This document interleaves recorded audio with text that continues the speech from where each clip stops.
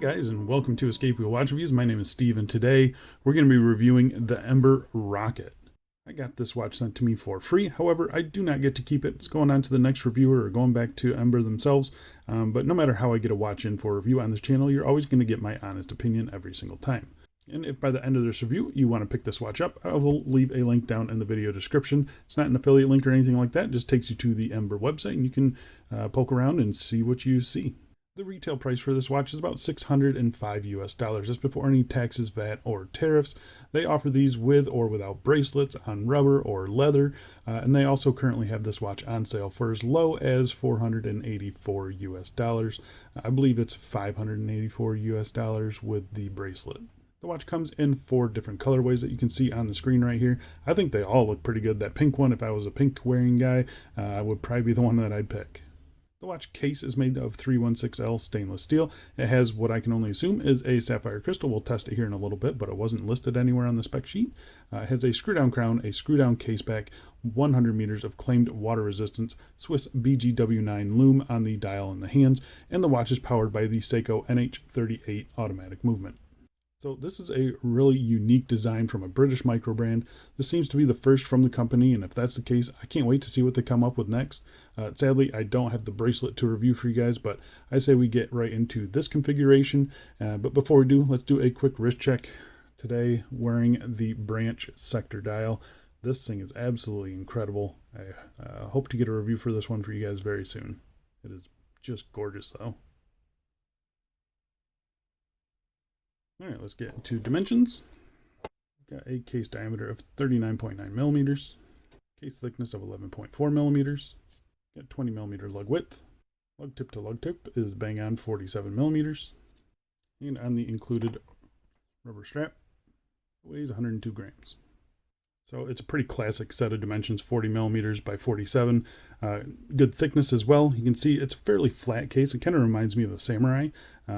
But yeah, I think there's plenty of heft in the watch head itself. The strap is nice, and it's just been very comfortable to wear. So I'm going to go outside right now and throw it on my wrist for you. And here we are on my 7.5 inch wrist, and I think the size wears great on me. I've got no real complaints with it.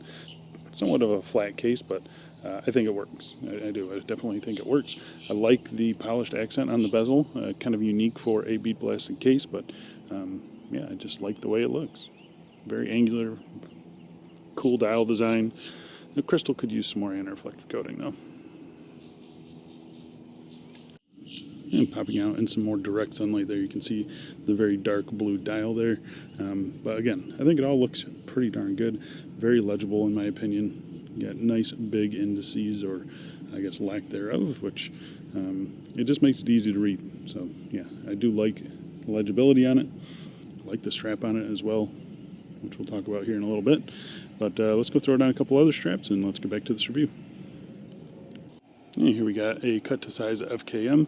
This is in orange, and it matches absolutely perfectly to that chapter ring. I think it looks awesome. And here we are. This is an archer strap, or anchor strap, sorry, anchor strap. I would not suggest buying this strap. It's way too expensive, but figured it would give you a good idea of what the strap might look like. There's one layer underneath the watch there. It's kind of this blue and gray. I think it actually goes really well with this watch, but yeah, it's just not worth the money. Find a cheaper one. It does look good though. And lastly, here we are. This is a nylon strap. This is a Cincy Strap Co SF2, so pretty thin nylon strap with 2 layers underneath the watch there, and it still wears nice, in my opinion. Got no issues with that, no strap clearance issues either, so yeah, kind of go crazy with the straps on this watch. All right, let's go back inside and let's get back to this review. All right, so let's talk about the case finishing. So the case finishing and the case itself, it's very interesting. You can see it is super angular. It is fully bead blasted except for this nice polished chamfer on the bezel there. Really interesting. It kind of contrasts nicely with the overall, kind of tool aesthetic of the watch. That is going to pick up scratches, but I think it's the right choice. I mean, it was just kind of, the case needed a little bit of extra flair in my opinion, and I think that just looks really good. So yeah, I do like that little aspect of it. You can see The top face of the bezel is bead blasted. The bottom edge is bead blasted. And then the entire case is bead blasted. Really nice and smooth bead blasted finishing. Lots and lots of little facets there, so they catch the light nicely. And yeah, I mean, it's just very nicely done. I've got no real complaints with it. This bottom edge here is pretty soft and rounded off. There's no, like, even these lug tips have been rounded off nicely. So it's a very smooth feeling case for being so angular looking. So I think they did a very nice job here. Flipping it to the crown side here, you have a 6mm signed screw down crown. Really nice signage, nice deep engraving there. I think it looks excellent. Again, nice knurling on the crown there as well, so plenty of grip. I mean, I just like the way the case looks, and I think they executed it very nicely. Flipping it over to the case back here, simple notches to get a case back opener on there. Screw down case back, 100 meters of water resistance. You have a little spec sheet around the outside. Ember Watch Co NH35, designed in England. Pretty cool case back too. You can see there it's a polished case back with this bead blasted backing on it. Really cool design there. Look at the lugs on this watch. It's really interesting that case back kind of sits on this little flat piece here, and then these the lugs kind of protrude out from that. So it's just a really interesting case design, but I think they did a very nice job of the case back. You know, there's no rough edges or anything like that. It's super smooth. Yeah, I mean, it's just been a pleasure to wear, and I think they did an excellent job on the case finishing. It's pretty simple case finishing, but you know, just executed to a very high standard in my opinion. All right, so let's talk about the crystal. First things first, we'll test it for sapphire. It is positive for sapphire. So like I mentioned earlier, there's no specification on this watch telling us what the material was, if it has AR coating or anything like that. So I'm just basing it off of what I'm seeing here and testing. So it did test positive for sapphire. It's just a flat piece of crystal. I don't think there's much anti-reflective coating on it. If there is some, it's pretty weak, but I never say a flat crystal needs anti-reflective coating. It's just kind of icing on the cake. So, you know, even if it doesn't have AR coating, which, I mean, there might be just a little bit of AR coating on this watch, it's fine. It doesn't hinder the legibility of the watch at all.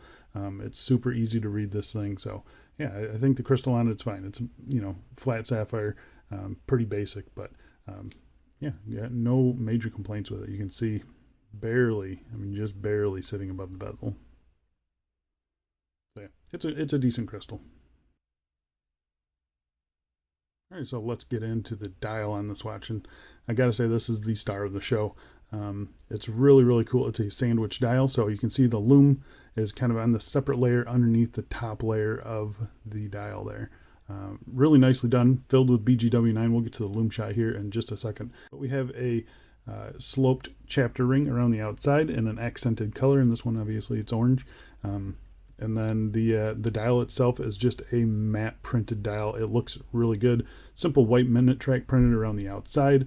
The Ember branding and logo there at the 12 o'clock position, which I actually really like. And then Rocket automatic down here at the 6 o'clock position. Everything is printed nice and crisp. I've got no issues with that.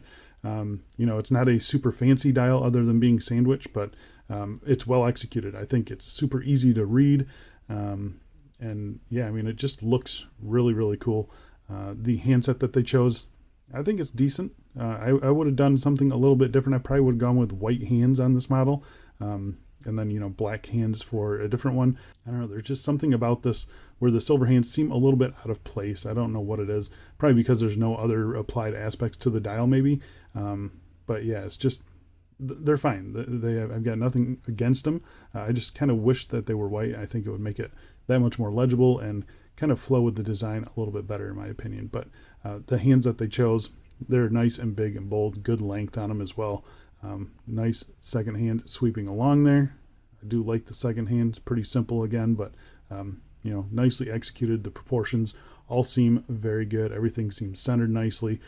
So I got no real complaints with it. And the lume on this watch, I'm going to pop it up against a couple other watches in the collection. You can see the Willard on the left and then the Pagani design on the right. The Pagani, just terrible lume, so you can see what a 1 out of 10 is. The Willard I rank as like a 7 out of 10. And this thing just kind of destroys it. It's a BGW9 ice blue glow, super evenly applied, easy to read all through the night. The lume on this watch is really, really good. All right, so let's talk about the movement inside. We've got the workhorse Seiko NH38 automatic movement, so 21,600 beats per hour, 6 ticks of the second hand there. 40 hours of power reserve. It hacks, it hand winds, it has a bi-directional winding rotor. It's a workhorse of a movement. These things are excellent. Here's how this one has been running. A little bit slow for me, but I really can't complain about that. So I do think that they are regulating these movements. I like them to be a little fast typically, but being that slow is fine for me. But these movements, they're great. They're easy to work with. They're easy to find parts for. They're easy to swap out if you ever need to in the future, and they're just cheap, and I mean they're everywhere. So really happy with this movement. The crown action on this watch is also very good. You can see again signed screw down crown here at the 3 o'clock position. Nice smooth screw in and screw out action. Plenty of grip on that crown. Really satisfying pop out from the NH38. First position is your hand winding as usual. Feels exactly like you'd expect an NH movement to feel. Second position jumps right into the time setting, hacks the movement there. So there's no ghost 8 position on this watch, which is excellent, which you should expect at this price point. The crown, really nice and solid there. You push it in, starts up the movement every single time. So I've got 0 issues with the movement, no issues with the crown either. Nice smooth screw in and screw out action. Good signage, good grip, all that fun stuff. So really happy with the movement in this watch. All right, so let's talk about the straps. So I do have the rubber strap. I also have the leather strap that they offer. I think the leather strap doesn't quite match the dial as well as the rubber one does, in my opinion. So just something to consider. It's a pretty small difference, but it's just something that I noticed. So there you can see the two side by side. But I will say the leather strap, really high quality, nice stitching as well. 20 millimeters, tapers down to 18 millimeters. 1 floating keeper, 1 stationary keeper. It's branded on the back side here, genuine leather. It's got the size there as well. Quick release spring bars. I put it on for just a little bit, and it felt very comfortable. It broke in nicely. It's got a nice bead blasted buckle as well, signed with the Ember branding on it. I just don't have anything to complain about with the strap. It's very nice. It looks good. It feels good. It smells good.